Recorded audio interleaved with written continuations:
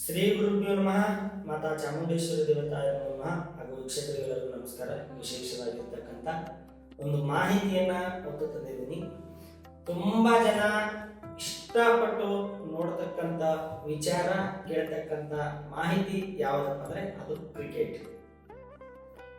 ನಾನು ಚಿಕ್ಕ ವಯಸ್ಸಿಂದಲೂ ಕೂಡ ಇದೇ ರೀತಿಯಿಂದ ಗುರುಕುಲಗಳಲ್ಲಿ, ಮಠ ಮಂದಿರಗಳಲ್ಲಿ ಅಧ್ಯಯನ ಮಾಡಿದ ವ್ಯಕ್ತಿಗಳು. ನಮಗೆ ಕ್ರಿಕೆಟ್ ಬಗ್ಗೆ ಮಾಹಿತಿ ಇಲ್ಲ. ಆದರೂ ಕೂಡ ಹಿಂದೆ ನಾನು ಒಂದು ಬಿಗ್ ಬಾಸ್ ವಿಡಿಯೋ ಮಾಡಿದ್ದೆ. ತುಂಬಾ ಜನ ಅದಕ್ಕೆ ಲೈಕ್ ಮಾಡಿದ್ರು, ಫೋನ್ ಮಾಡಿ ಮಾತಾಡಿದ್ರು ಕೂಡ.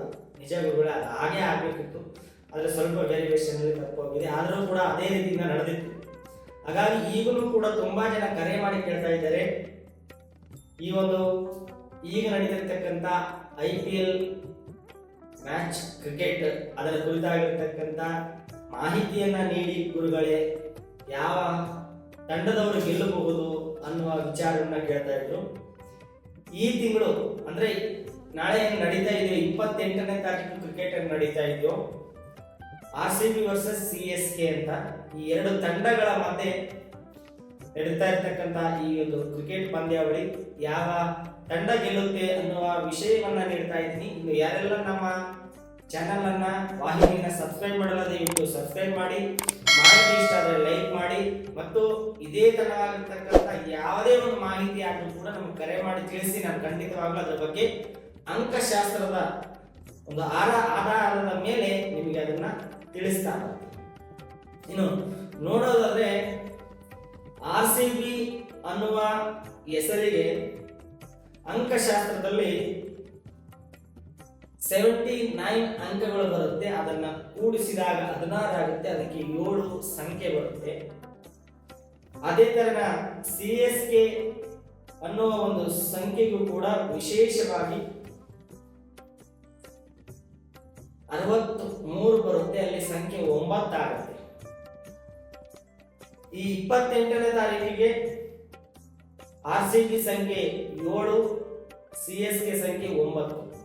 ಈ 3 ಸಂಖ್ಯೆಯನ್ನ ಅಂಕಗಣಿತದಲ್ಲಿ ಶತ್ರುತ್ವ, ಮಿತ್ರತ್ವವನ್ನ ತೆಗೆದುಕೊಳ್ತೀನಿ. ಅದರ ಜೊತೆಯಲ್ಲೇ ಈ ಒಂದು ಕ್ರಿಕೆಟ್ ಪಂದ್ಯಾವಳಿ ಎಲ್ಲಿ ನಡೀತಾ ಇದೆ ಅನ್ನುವ ವಿಚಾರದ ಕುರಿತಾಗಿ ಅಂಕಶಾಸ್ತ್ರ ನೋಡಬೇಕಾಗುತ್ತೆ. MA ಚಿದಂಬರಂ ಕ್ರೀಡಾಂಗಣದಲ್ಲಿ ಚೆನ್ನೈಯಲ್ಲಿ ನಡೀತಾ ಇದೆ. ಇದಕ್ಕೂ ಕೂಡ ಅಂಕಶಾಸ್ತ್ರ ಮಾಡಿದಾಗ ಯಾವ ತಂಡಕ್ಕೆ ಜಯವಿದೆ ಅನ್ನುವ ವಿಚಾರವನ್ನ ತಿಳ್ಕೊಂಡಿದ್ದೀನಿ. ಖಂಡಿತವಾಗ್ಲೂ ನಿಮಗೆ ಆ ಮಾಹಿತಿಯನ್ನ ನೀಡ್ತೀನಿ. ಈ ಮಾಹಿತಿ ಇಷ್ಟ ಆಗ್ತಿದ್ರೆ ದಯವಿಟ್ಟು ನಮ್ಮ ವಾಹಿನಿಯನ್ನ ಸಬ್ಸ್ಕ್ರೈಬ್ ಮಾಡಿ. ಇನ್ನೊಬ್ಬರಿಗೂ ಇಷ್ಟ ಆಗಬಹುದು, ಹಾಗಾಗಿ ಶೇರ್ ಮಾಡಿ ಅಂತ ಕೇಳ್ಕೊತೀನಿ. ನೋಡಿ, ಈ ಒಂದು 28ನೇ ತಾರೀಕು ನಡೀತಿರ್ತಕ್ಕಂಥ ಕ್ರಿಕೆಟ್ ಪಂದ್ಯಾವಳಿಯಲ್ಲಿ ನಮ್ಮ RCB ತಂಡದಲ್ಲಿರ್ತಕ್ಕಂಥ ಸಾಲ್ಟ್ ಅವರು ತುಂಬಾ ಹೆಚ್ಚಿನ ರನ್ ಅನ್ನ ಗಳಿಸಬಹುದು. ಚೆನ್ನಾಗಿ ಆಟ ಆಡ್ತಾರೆ. ಆ ದಿನ ಅವರಿಗೆ ಬಲ ಜಾಸ್ತಿ ಇದೆ. ಅದಾದ್ಮೇಲೆ ಪಟಿಂದರ್ ಕೂಡ ರನ್ ಅನ್ನ ಗಳಿಸ್ತಾರೆ. ತಂಡಕ್ಕೆ ಹೆಚ್ಚಿನ ರನ್ ಅನ್ನ ಒದಗಿಸಿಕೊಡ್ತಾರೆ. ಅದ್ರ ಜೊತೆಯಲ್ಲೇ ಎಲ್ಲರೂ ಅಪೇಕ್ಷೆ ಪಡ್ತಾ ಇರ್ತಕ್ಕಂಥ ನಮ್ಮ ವಿಶೇಷವಾಗಿರ್ತಕ್ಕಂಥ ತಂಡದಲ್ಲಿರ್ತಕ್ಕಂಥ ವಿರಾಟ್ ಕೊಹ್ಲಿ ಕೂಡ ಹೆಚ್ಚಿನ ರನ್ ಅನ್ನ ಗಳಿಸುವ ಸಾಧ್ಯತೆ ಹೆಚ್ಚಿಗೆ ಇದೆ. ಶತಕನೂ ಬಾರಿಸಬಹುದು, ಹೇಳಕ್ಕಾಗಲ್ಲ. ಒಟ್ಟಾರೆ ಈ ತಿಂಗಳು ಈ 28ನೇ ತಾರೀಕಿಗೆ ನಡೀತಾ ಇದೆಯೋ ಸಂಜೆ 7 ಗಂಟೆಗೆ ಆ ಒಂದು ಕ್ರಿಕೆಟ್ ಪಂದ್ಯಾವಳಿ MA ಚಿದಂಬರಂ ಕ್ರೀಡಾಂಗಣ, RCB ವರ್ಸಸ್ CSK. ಈ ಎಲ್ಲವನ್ನು ಅಂಕಗಣಿತ ಮಾಡಿದಾಗ ಬರ್ತಕ್ಕಂಥ ಮೊತ್ತದ ಆಧಾರದ ಮೇಲೆ ನಾನು ಹೇಳ್ತಾ ಇದ್ದೀನಿ, ಖಂಡಿತವಾಗ್ಲೂ 100ಕ್ಕೆ 100ರಷ್ಟು RCBನೇ ಗೆಲ್ಲುತ್ತೆ. ಆದರೂ ಕೂಡ ಹೇಳಕ್ಕಾಗಲ್ಲ. ಇದು ಯಾರು ಸೀರಿಯಸ್ ಆಗಿ ತಗೋಬೇಡಿ. ಅಂಕಶಾಸ್ತ್ರದ ಆಧಾರದ ಮೇಲೆ ಪ್ರೇಕ್ಷಕರ ಅಪೇಕ್ಷೆಯ ಮೇರೆಗೆ ಮಾಡ್ತಾ ಇರೋದು. ಮುಂದೆ ಈ ಒಂದು ಮಾಹಿತಿ ಇಷ್ಟ ಆಗಿದ್ರೆ ನಮ್ಮ ವಾಹಿನಿಯನ್ನು ಸಬ್ಸ್ಕ್ರೈಬ್ ಮಾಡಿ, ಇನ್ನೊಬ್ಬರಿಗೆ ಶೇರ್ ಮಾಡಿ.